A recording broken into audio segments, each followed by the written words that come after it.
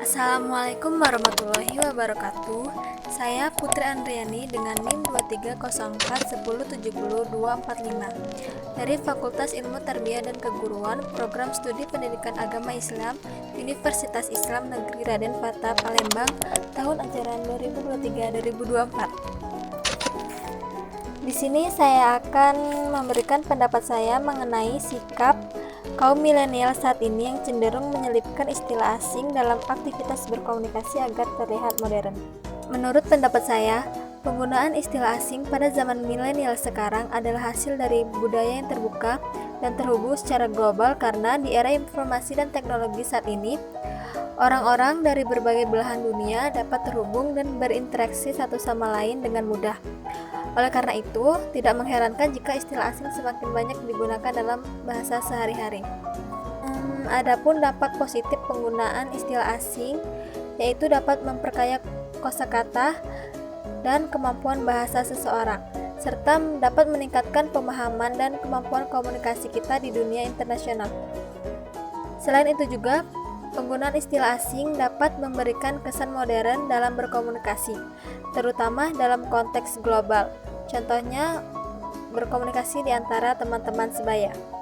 Namun, harus diingat juga bahwa penggunaan istilah asing memiliki dampak negatif jika berlebihan. Contohnya, seperti penggunaan istilah asing yang tidak dibutuhkan atau hanya digunakan untuk memperlihatkan kecerdasan atau keunggulan saja tanpa memperlihatkan konteks atau penerima pesan, sehingga komunikasi menjadi terhambat.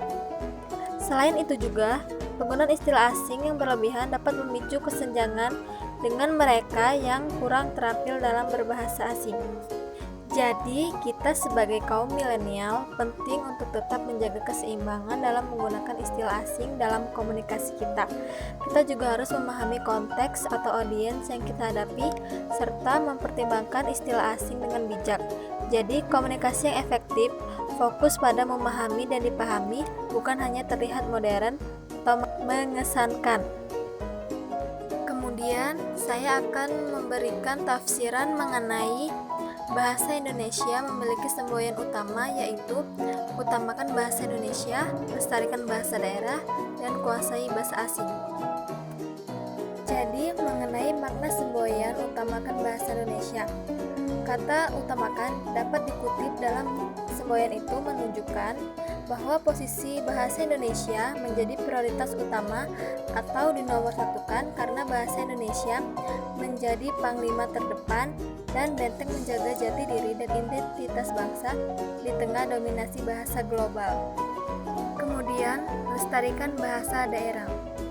Jadi, maksud dari kata lestarikan sendiri memiliki arti menjaga, atau juga memiliki makna yang lebih mendalam, yakni jangan sampai bahasa daerah itu hilang atau musnah dimakan zaman, karena bahasa daerah itu merupakan ibu kandung bahasa Indonesia. Maka dari itu, kita berkewajiban secara moral dan politik merawat bahasa asalnya, karena bangsa yang kuat adalah bangsa yang kuat karakter budayanya, serta bahasa daerah juga menjadi penyatu warga daerah, memberikan kekuatan yang signifikan terhadap kekuatan bangsa. Sedangkan kuasai bahasa asing menunjukkan sebuah ajakan agar kita sebagai warga negara Indonesia perlu menguasai bahasa asing. Jangan sampai kita tidak menguasai satu bahasa asing pun di era digital milenial dan di era globalisasi ini. Bahasa asing juga bukan hanya sekedar untuk berkomunikasi, tetapi menjadi bahasa pengembangan ilmu, teknologi, bisnis, dan memperkenalkan Indonesia di tingkat internasional. Jadi, maksud yang ada dalam semboyan itu berlaku untuk semua kalangan, agar bahasa Indonesia diutamakan, sekaligus ajakan mencintai bahasa asing tanpa mencederai jati diri bangsa. Itulah tadi pendapat dan tafsiran saya mengenai sikap kaum milenial saat ini yang cenderung menyelipkan istilah asing dalam aktivitas berkomunikasi agar terlihat modern dan Bahasa Indonesia memiliki semboyan utama, yaitu utamakan bahasa Indonesia, lestarikan bahasa daerah, dan kuasai bahasa asing. Kurang dan lebihnya saya mohon maaf, dan kepada Allah saya mohon ampun. Wabillahi taufiq wal hidayah. Wassalamualaikum warahmatullahi